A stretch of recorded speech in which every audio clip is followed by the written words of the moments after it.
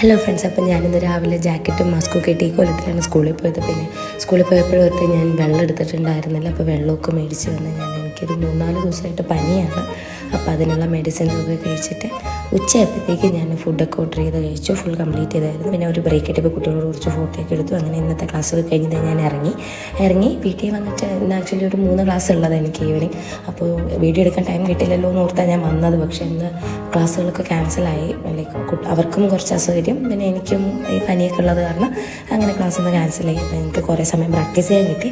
അപ്പോൾ ഞാൻ ആദ്യം കുറച്ച് എക്സസൈസ് ചെയ്തു, പിന്നെ തട്ടടവ് ചെയ്തു, നാട്ടടവ് ചെയ്തു. സത്യം പറയാമല്ലോ, നല്ല കാലുവേദന ഉണ്ടായിരുന്നു. മുട്ടിൻ്റെ മേളിൽ കാലുണ്ടോ എന്ന് തന്നെ അറിയാൻ പറ്റാത്ത അവസ്ഥയാണ്.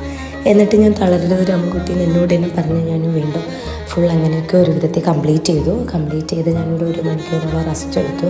അപ്പോഴത്തേക്ക് എനിക്ക് വിശക്കാൻ തുടങ്ങി. പിന്നെ ഞാൻ പതുക്കെ റെഡിയായി ഇറങ്ങി ആര്യസിലോട്ട് പോയി മസാല ദോശ കഴിക്കാനായിട്ട്. എന്നിട്ട് മസാല ദോശ കഴിച്ചു, പിന്നെ കോഫി കുടിച്ചു. അത് കഴിഞ്ഞിട്ട് കേസരിയും ഗുലാബ് ജാമുക്കും മേടിച്ച് ഞാനങ്ങനെ തിരിച്ചെത്തി. ടാറ്റാ.